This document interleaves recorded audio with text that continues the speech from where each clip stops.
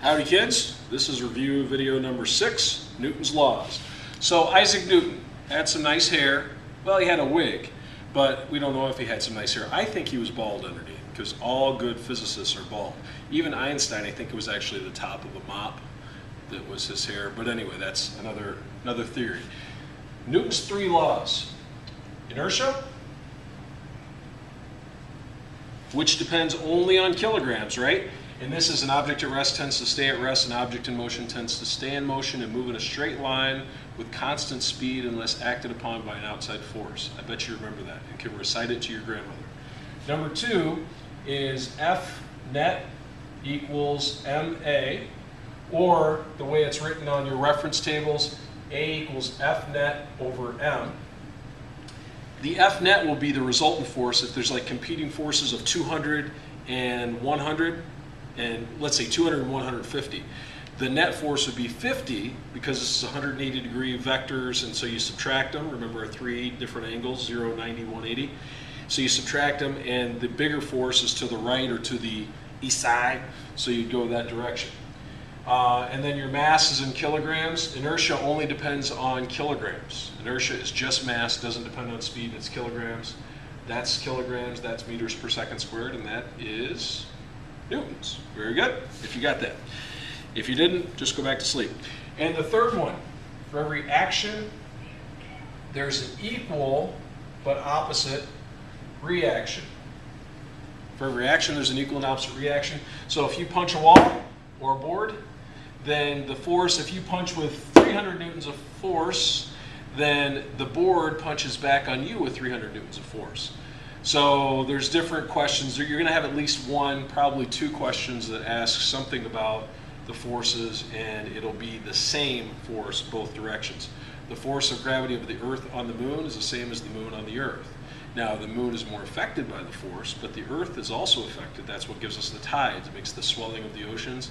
And then when the Earth rotates through it, it makes high tide when the swell is there, low tide when it's not there. So that's going to be very important to remember that action equals reaction.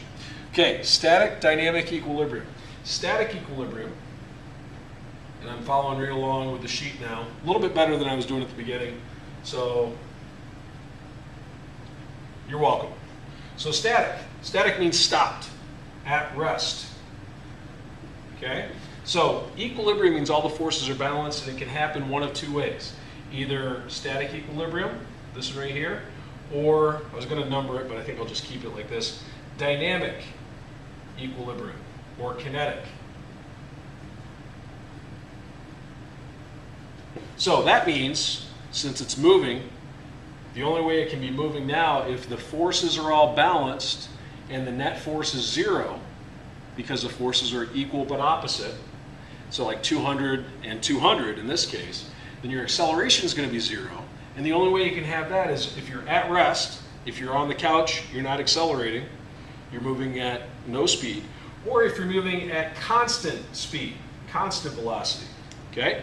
See if you can remember what those 2 graphs look like, by the way. The 2 graphs, distance and time, or the 2 I'm talking about, velocity, time. Do you remember what they look like for static equilibrium? Give you a minute? Not a minute.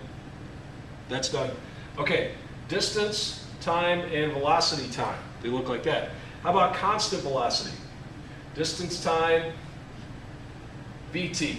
What do they look like? Wait for it. Good. So they look like this, and they look like this, straight across, okay? Constant velocity would be, you're always going 20 meters per second, nice and steady. How many miles per hour is that? That's 40 miles per hour. Very good.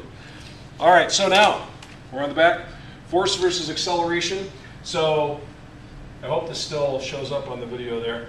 Force versus acceleration, because of F equals ma, I'm not going to do that because it's right over here. F equals ma.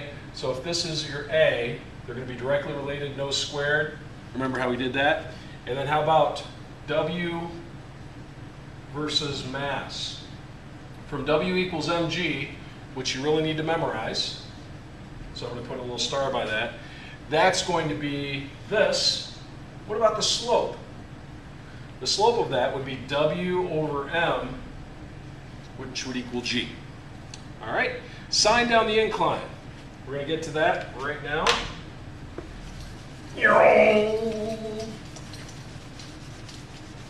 I'm in a room all alone making a video. That's weird. All right, so sign down the incline.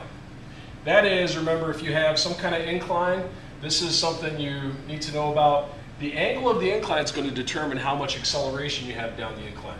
So say, for instance, you had a kid on a sled, and we're going to put this kid like that. Kid's a little goofy looking. The acceleration down the incline, or the force down the incline, so the force down the incline is equal to the weight times the sine of the angle. If you did the acceleration down the incline, it would be equal to gravity times the sine of the angle.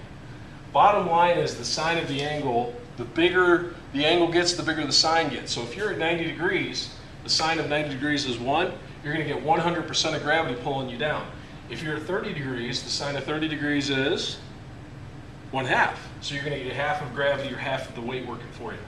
Friction graph. Force of friction versus time. You pull, friction pulls, you pull, friction pulls, and eventually it gets to a point where it breaks loose. You should see the Mythbusters video where they take, if you haven't seen it, 2 telephone books and interlace all the pages, and eventually with a couple tanks they finally break. This is all static, stopped. This is kinetic. And notice when it gets to kinetic, it actually decreases the force. So if you're pulling something along and it gets up to a point where it starts to break loose, then the force of friction actually goes down. And then static, last thing here, static is greater than kinetic, is greater than if you put it on wheels, rolling, and is generally greater than moving through a fluid. And by the way, fluids are liquids and gases. So air actually acts like a fluid.